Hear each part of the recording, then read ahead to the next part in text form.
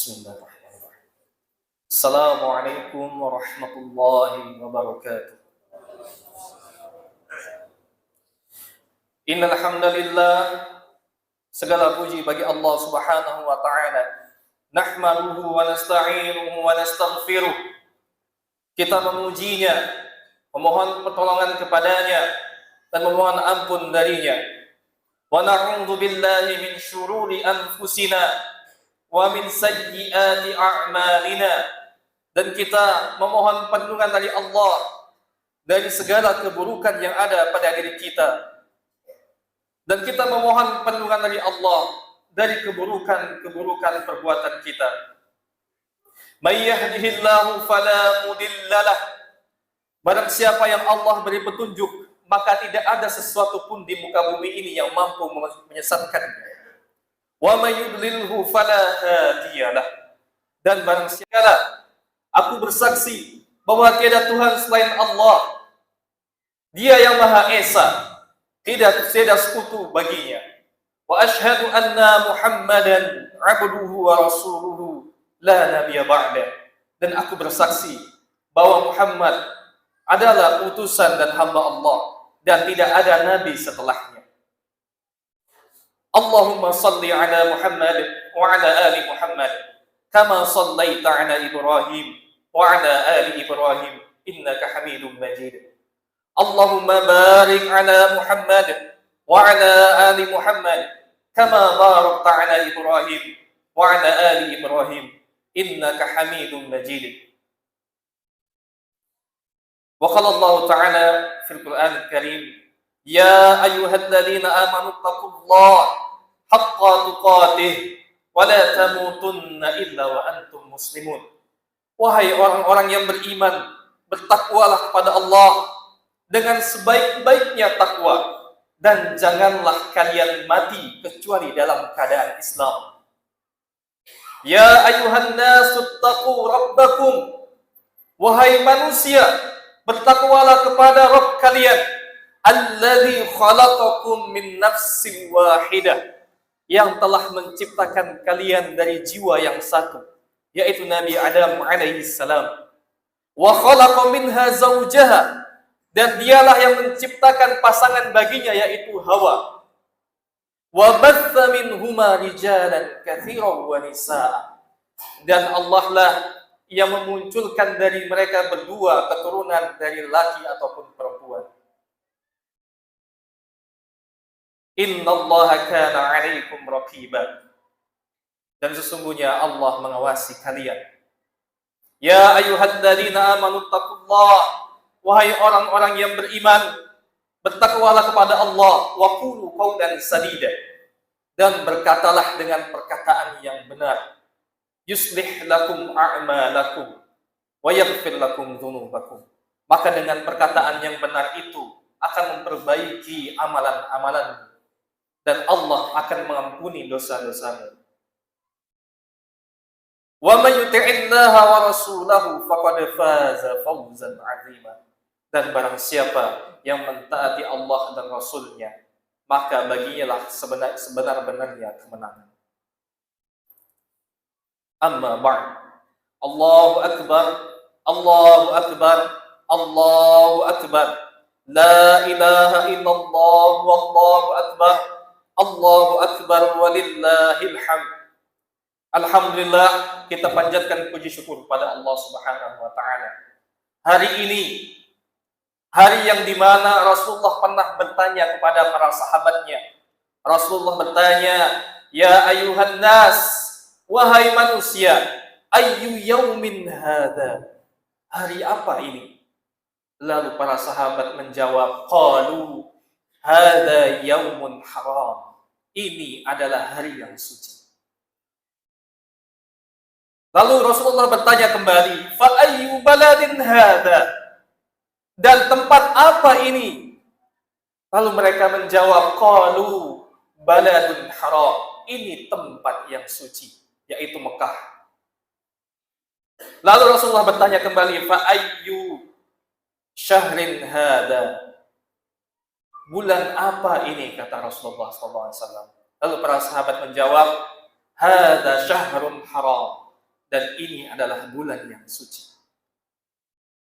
Maka benar, kita telah tiba pada hari raya kita yang kedua pada tahun ini.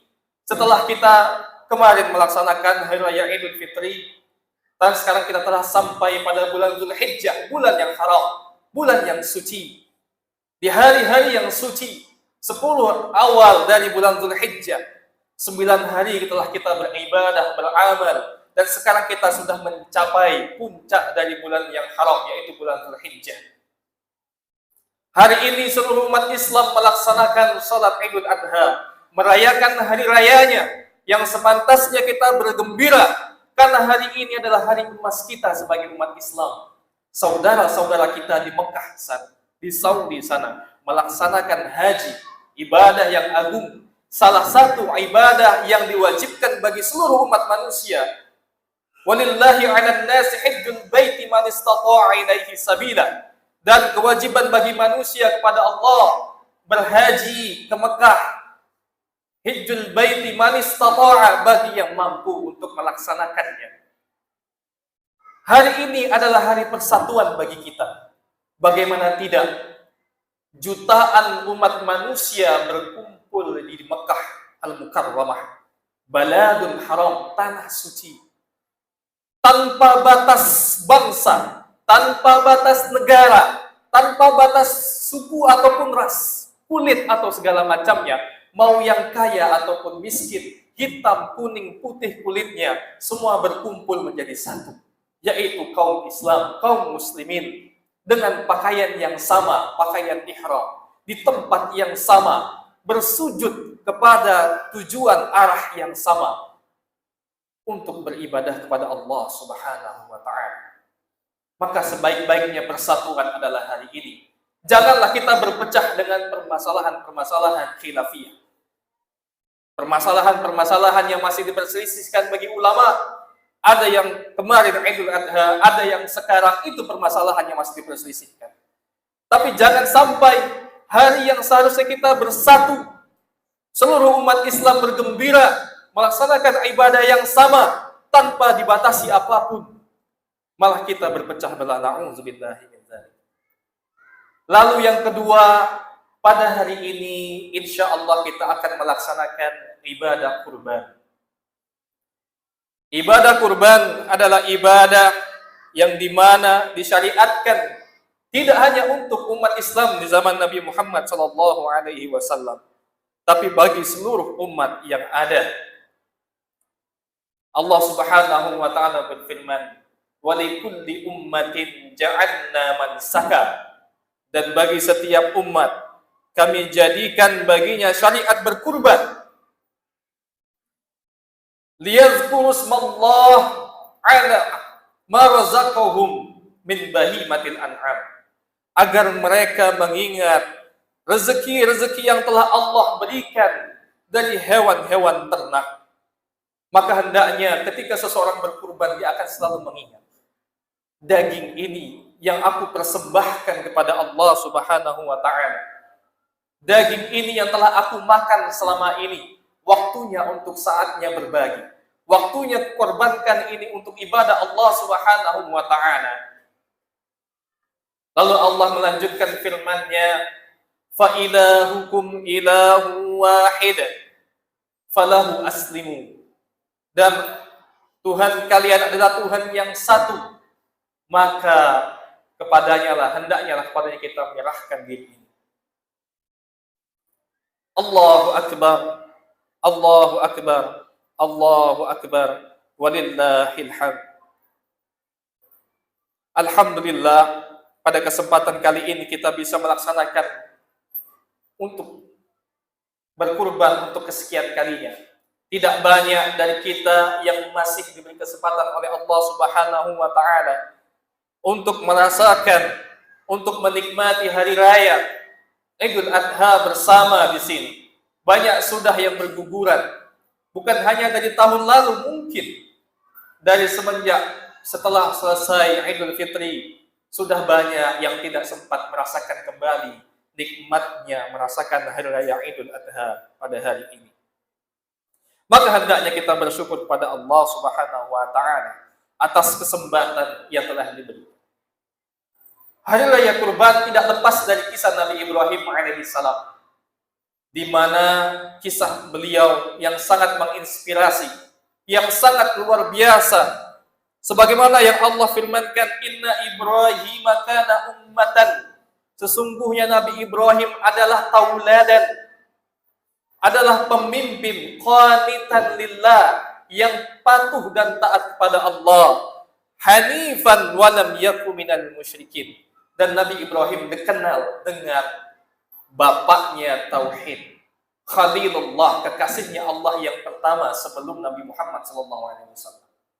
Karena begitu terkenal kisahnya, ketauhidannya, walaupun ayahnya musyrik, walaupun ayahnya mati dalam keadaan kafir, tapi Nabi Ibrahim tetap bersabar, tetap teguh memegang imannya, tetap teguh memegang tauhidnya, bahkan sampai ia dibakar oleh kaumnya sendiri.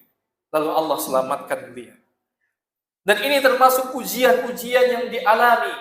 Semakin kuat tauhid seseorang, maka akan sering diuji. Sebagaimana Nabi Ibrahim alaihissalam. Setelah ia diuji dengan ayahnya yang kafir, lalu dibakar oleh kaumnya, lalu diuji lagi dengan ujian perintah Allah untuk menyembelih anak darah dagingnya sendiri. Allah Subhanahu wa taala berfirman dalam surah Al-Baqarah, "Wa idz ibtala Ibrahim rabbuhu bikalimatin fa'atammahunna." Dan apabila Ibrahim diuji dengan kalimat-kalimat, dengan ujian-ujian yang banyak, fa'atammahunna, lalu ia selesaikan ujian tersebut. Qala inni ja'iluka lin-nasi imama. Lalu Allah berkata kepada Nabi Ibrahim, sesungguhnya aku jadikan engkau bagi umat manusia sebagai panutan, sebagai imam, suri tauladan.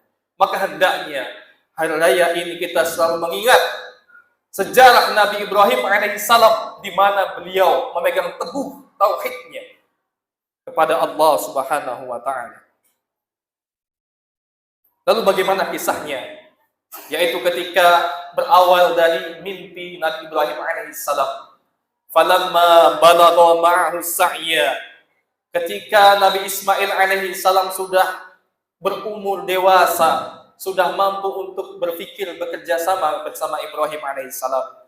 Qala, lalu datanglah Nabi Ibrahim kepada anaknya Nabi Ismail alaihissalam, lalu berkata, ya bunayya inni ara fil manami anni azbahuka.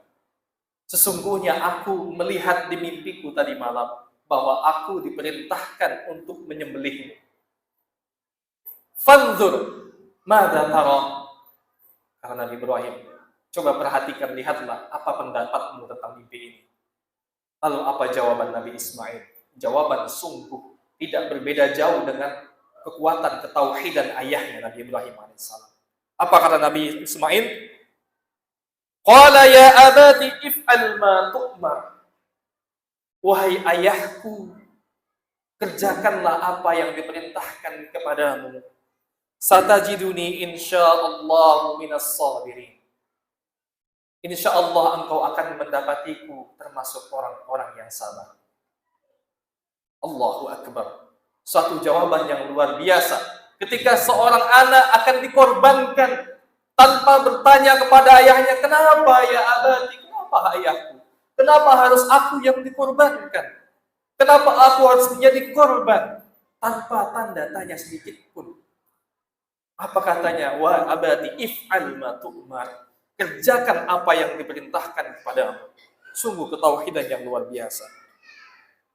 Lalu dari kisah ini juga kita bisa mengambil kisah ketauhidan keluarga Nabi Ibrahim alaihissalam, di mana bukan hanya Nabi Ibrahim dan anaknya Nabi Ismail alaihissalam, bahkan ibunya Siti Hajar, di mana ketika Hajar ditinggal, ketika Nabi Ibrahim alaihissalam diperintahkan untuk meninggalkan Masjidil Haram, meninggalkan keluarganya Hajar dan anaknya Ismail alaihissalam, apa jawaban dari istrinya? Allahu amaraka hada. Apakah Allah yang memerintahkanmu untuk berbuat seperti ini, untuk meninggalkan kami? Lalu Nabi Ibrahim menjawab, qala na'am, ya benar. Apa kata Hajar, istri Nabi Ibrahim alaihissalam? Qalat, idzan la yudayyi'ana, maka Allah tidak akan pernah menelantarkan kami. Kalau memang begitu perintahnya, kerjakan. Kalau memang begitu kehendak Allah, kerjakan. Maka Allah tidak akan pernah menelantarkan kami.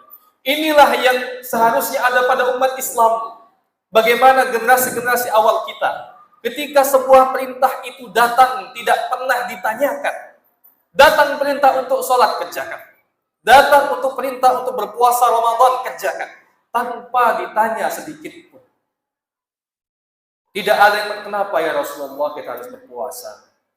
Kenapa harus menahan lapar? Kenapa kita harus berjihad? Mengorbankan nyawa kita. Tidak pernah ditanya oleh para sahabat radhiyallahu anhum. Ketika mereka dengan tauhidnya yang luar biasa diperintahkan, ayo kita berjihad, membela agama kita, membela umat kita. Apa jawaban mereka? Labbaik ya Rasulullah. Mereka menjawab jawaban itu dengan jawaban yang tegas. Ya, ayo. Tanpa ada pertanyaan sedikit pun. Inilah bentuk ketauhidan yang luar biasa dari para sahabat dan kisah-kisah Nabi yang lainnya. Dan dari kisah ini juga kita bisa mengambil pelajaran bahwa setiap manusia pasti diuji.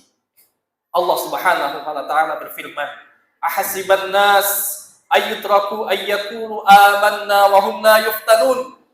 Apakah manusia mengira mereka akan dibiarkan mengatakan kami telah beriman sedangkan mereka tidak diuji?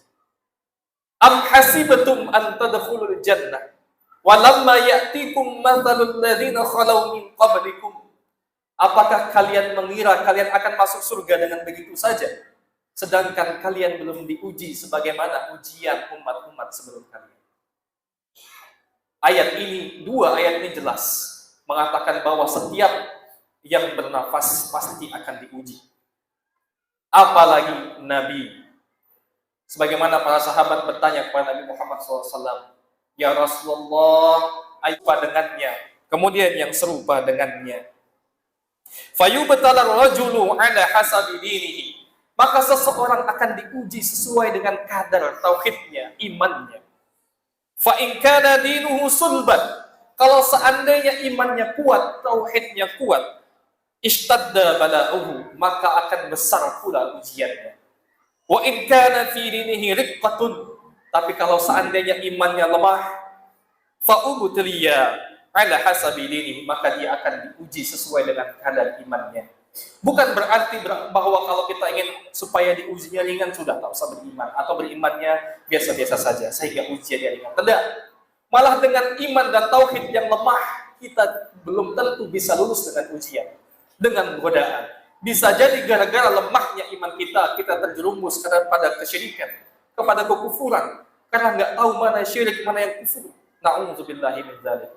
Maka lebih baik ujian besar dengan tauhid dan iman yang besar daripada ujian yang sedikit tapi iman dan tauhid lemah yang tidak menjamin kita akan selamat. Dan dari kisah Nabi Ibrahim alaihissalam dan Nabi Ismail alaihissalam, kita juga bisa mengambil ibrah, pelajaran bahwa anak yang soleh itu sangatlah penting. Dan bagi orang tua, apalagi yang belum menikah, ketika dia menikah hendaknya dia berdoa sebagaimana doa Nabi Ibrahim, Rabbi habli minas salihin, wahai Rabbku, berikanlah aku keturunan dari orang-orang yang saleh. Fa'ajaballah, Allah menjawab doa tersebut. Walaupun harus menunggu dengan waktu yang lama. Nabi Ibrahim mempunyai anak Nabi Ismail itu di usia yang sudah tidak muda, di usia yang sudah sangat tua, kakek-kakek. Dia senantiasa berdoa, Rabbi habli minas salihin, Rabbi habli minas salihin. Sehingga Allah kabulkan dengan memberikan fabasyarnahu bi ghulamin halim. Lalu kami berikan kabar gembira kepadanya dengan anak yang begitu sabar. Bagaimana tidak sabar ketika Nabi Ismail alaihissalam sudah dalam posisi ingin disembelih, ingin digorok lehernya. Apa yang dikatakan Nabi Ismail? Apakah dia mengeluh? Tidak. Apa yang dikatakannya? Ya abati ushdud ribati hatta la attarib. Wahai ayahku, kencangkanlah ikatanku sehingga aku tidak bergerak-gerak. Waqfuf an siyabika hatta la yantadiha 'alaiha min dammi syai'un. Sing-singkanlah bajumu sehingga darahku tidak mengotori bajumu. Fayanqusa ajri, sehingga pahalaku berkurang. Wa tarahu ummi fatahzan. Lalu kemudian aku takut nanti ibuku melihat darah yang ada di bajumu sehingga dia bersedih. Wa ya abati istahidda syafrataka. Wahai ayahku, tajamkanlah pisaumu. Wa asri' marrasikina ala halqi. Dan segerakanlah, percepat gerakan pisau. Maka ini juga termasuk syariat dalam Islam. Ketika menyembelih fa'ahsinu az-zibaha, maka berbaiklah, sebaik-baiknya sembelihan adalah dengan pisau yang tajam, dengan satu atau dua gerakan yang singkat, sehingga tidak menyiksa kurban yang kita sembelih. Dan ini permintaan dari Nabi Ismail alaihissalam kepada ayahnya. Liyakuna ahwanu alayya fa innal mauta syadidun. Agar lebih ringan bagiku ketika disembelih, karena kematian sungguhlah besar, sungguh perkara yang dahsyat. Wa iza ataita ummi faqra 'alaiha salam minni. Nanti kalau engkau kembali ke ibuku, sampaikan salamku kepada ibu. Sungguh pesan yang membuat siapapun yang mendengarnya akan merinding. Ketika seorang anak akan disembelih, dia berpesan kepada ayahnya, ayah, nanti kalau balik, sampaikan salam ke mama, sampaikan salam ke ibu. Wa in ra'aita an tarudda qamisi ala ummi fa'al. Kalau seandainya menurutmu bajuku kalau dibawa pulang dan dilihat ibuku itu baik, kerjakan. Tapi kalau seandainya tidak bagus, tidak baik, membuat ibu sedih, sudah jangan. Faqala lahu Ibrahim. Lalu kemudian Nabi Ibrahim berkata kepada Ismail alaihissalam, Ni'mal aunu anta ya bunayya ala amrillahi ta'ala. Sebaik-baiknya anak adalah engkau ya bunayya, wahai anakku, karena engkau sangat membantu dalam menjalankan perintah Allah Subhanahu wa taala. Allahu akbar. Allahu akbar. Allahu akbar. La ilaha illallah wallahu akbar walillahil hamd. Sungguh luar biasa kisah ini. Kisah antara ayah yang ikhlas, antara anak yang ikhlas, dan antara ibu yang ikhlas, bertauhid hanya kepada Allah Subhanahu wa taala, melaksanakan ibadahnya, berkurban, mengorbankan orang yang paling dicintai, yang paling berharga baginya. Mungkin yang bisa Khatib sampaikan di khutbah pertama ini saja. Aku qauli hadza wa astaghfirullah li wa lakum wa li sa'iril muslimin innahu huwal ghafurur rahim.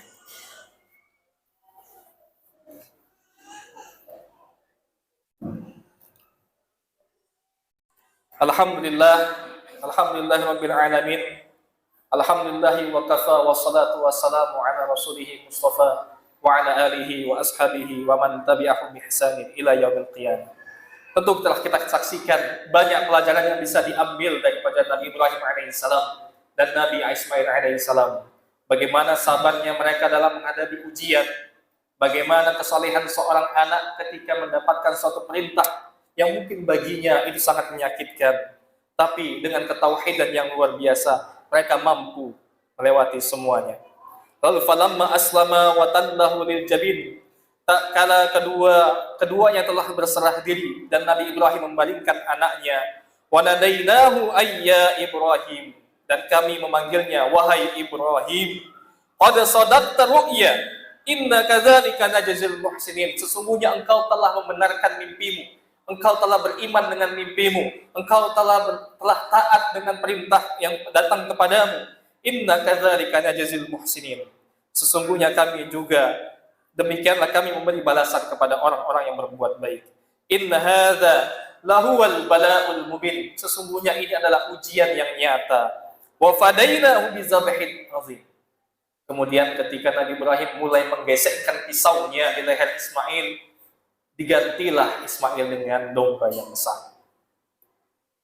Ini adalah ujian, dan Allah Maha tahu.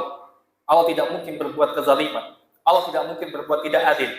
Ini adalah ujian baginya, dan telah tampaklah bahwa Ibrahim alaihissalam dan Nabi Ismail alaihissalam adalah manusia-manusia terbaik dalam bertauhid kepada Allah Subhanahu wa taala. Wa may yattaqillaha yaj'al lahu makhraja. Barang siapa yang bertakwa kepada Allah, maka Allah akan berikan baginya jalan keluar. Wa yarzuqhu min haitsu la yahtasib. Dan Allah akan memberikan rezeki dari arah yang tidak disangka-sangka. Wa may yatawakkal 'ala Allah fa huwa hasbuh. Dan barang siapa yang berserah diri kepada Allah, maka Allah cukup baginya. Sungguh kisah yang luar biasa yang semoga bisa kita mengambil pelajaran dan mengamalkannya. Karena tauhid ada dalam hati kita. At-tauhidu fil qalbi wal fi'l, dan diwujudkan dalam amal ibadah kita. Maka bersegera barang siapa yang tidak mampu berkurban pada tahun ini, semoga di tahun-tahun berikutnya Allah berikan kemudahan. Memang sungguh benar berat terkadang, dan ini dibenarkan oleh Allah Subhanahu wa taala. Wa yuhibbunal mala hubban jamma, kata Allah. Manusia itu punya sifat hubbul mala hubban jamma. Kalau suka harta itu sangat mencintai harta. Bakhil, pelit kalau udah masalah harta. Susah mengeluarkan berat. Hari-harinya padahal dipenuhi dengan kenikmatan, kemudahan. Tapi pada waktunya datang untuk berhaji, berkurban, sulit dia keluarkan. Maka ini adalah ujian bagi kita yang mempunyai harta, agar kita bisa mampukah berkorban untuk Allah Subhanahu wa taala dengan sedikit harta yang kita punya. Wa aqulu qauli hadza, semoga khutbah pada hari ini bermanfaat bagi kita semua. Dan semoga kita bisa mengambil pelajaran ini dengan baik dan diamalkan dengan sehari-hari kita. Innallaha wa malaikatahu yusholluna 'alan nabi. Ya ayyuhalladzina amanu shallu 'alaihi wa sallimu taslima. Allahumma ighfir lil muslimina wal mu'minat, minal mu'minina wal mu'minat, al ahya'i minhum wal amwat, innaka qaribun mujibud da'wat. Ya qadiyal hajat. Allahumma alif baina qulubina wa aslih zata bainina wahdina subulas salam wa akhrijna minadh dhulumati ilal nur wajannibna al fawahisha ma dhahara minha wa ma batan wa tub alaina innaka at-tawwabur rahim. Allahumma inna nas'aluka al-huda wat-tuqa wal 'afafa wal ghina. Allahumma inna nas'aluka 'ilman nafi'an wa qalban khashi'an wa rizqan thayyiban wa 'amalan mutaqabbalan. Allahumma arinal haqqa haqqan warzuqna ittiba'ah wa arinal batila batila warzuqna ijtinabah. Allahumma inna nas'aluka husnal khatimah. Allahumma inna nas'aluka husnal khatimah. Allahumma inna nas'aluka husnal khatimah. Allahumma ya muqallibal qulub tsabbit qulubana 'ala dinik wa ta'atik. Rabbana atina fid dunya hasanah wa fil akhirati hasanah wa qina 'adzaban nar. Wa sallallahu ala nabiyyina Muhammadin wa ala alihi wa ashabihi wa man tabi'ahum bi ihsan ila yaumiddin. Wa akhiru da'wana alhamdulillahi rabbil alamin.